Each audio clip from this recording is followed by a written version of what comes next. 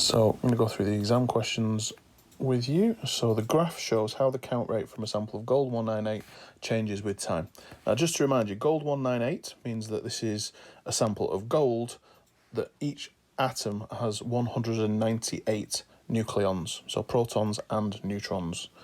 So we can work out exactly how many protons and neutrons that has if we need to, but we don't need to for this question. So let's have a look at the graph. We've got count rate in counts per second times 1,000. Okay, so when this says 600 counts per second, we're going to times that by 1,000. So it's actually 600,000 counts per second, which is kind of a lot, all the way down to 50,000 counts per second. Now, it doesn't actually matter for this question, but I thought I'd mention it. And the x-axis is going to be the time in days. Okay, so use the graph to calculate the half-life of gold 198. Show clearly on the graph how you obtain your answer. And that's dead important, because if you don't show clearly on the graph how you get your answer, you ain't getting all the marks. So here's what we do. Half-life is a time, and the unit here is in days. So we're going to want to read something off this axis here. Now, in order to do that, we look at where the top of the graph is, or the highest point on the graph, and that's at 600. And we find out one half-life from 600. Well, we're going to do 600 divided by 2, which takes us down to 300. So the time it takes to go from 600 to 300 will be one half-life. So ideally with a ruler, that's difficult to do on an iPad, but ideally with a ruler, we draw a line across from the axis, from the y-axis, across to the graph.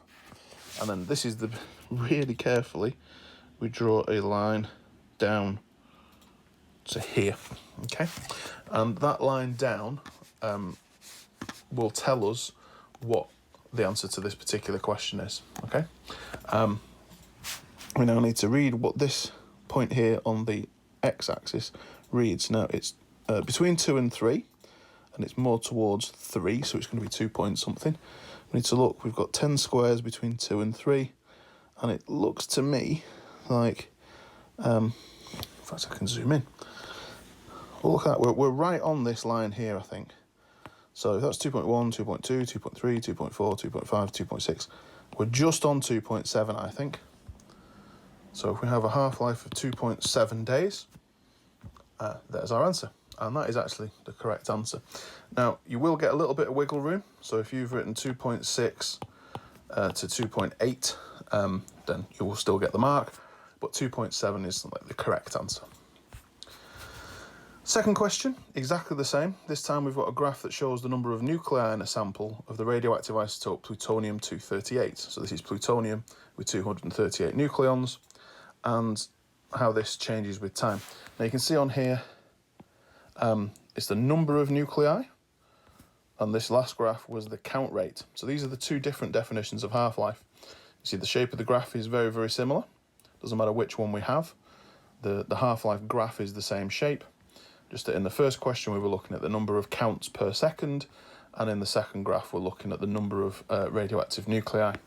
This time we started at 1,000. There's no sort of times 1,000 modifier here. So literally, we're starting with 1,000 nuclei, and we're going to see how long it takes to go to half of that.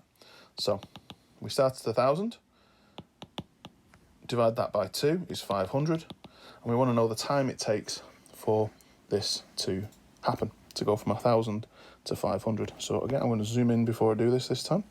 In fact, I'm going to rub that out so I can actually see the tick. And I'm going to go across really carefully, make sure I stay on the same line to there. And then I'm going to go down. It's just a little bit past that line. So try and keep it as straight as possible. A ruler would be preferable. In the exam, I'd definitely use a ruler. So it's just past that line, I think. So let's change colour. So we've got 50 here and 100 here. Okay, so that's 10 squares between 50 and 100. So each square is going to be 5. So 100, 95, 90, 85. So it's going to be between 85 and 90. So if I say 87 years. And again, we've got a different unit of time here. We've got years instead of days. Let's see what the answer says. The answer actually says, the actual answer that is in the mark scheme actually says 85 years. But it's basically, you'll get an answer for anything between sort of 83 and 88 years will get you the mark. So you can see there's the two different measures there of half-life. Now, just one quick thing, and you can do this for yourself if you wish. I'm going to double check my answer. So what I'm going to do now is I'm going to find 250, zoom in again, find 250, oh, pen's not switched on, find 250 there, and I'm going to see how long it takes to go from 500 to 250, which should be another half-life. So if we go across here, a bit further, ruler would be even more useful. Okay, we go down here. We should expect this to be another 87 years.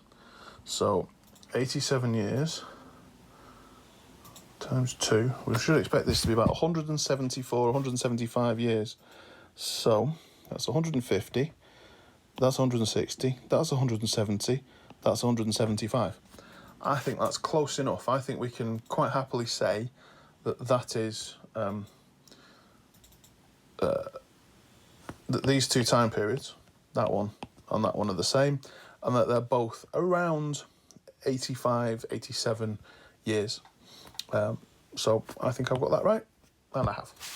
Okay, speak to you soon.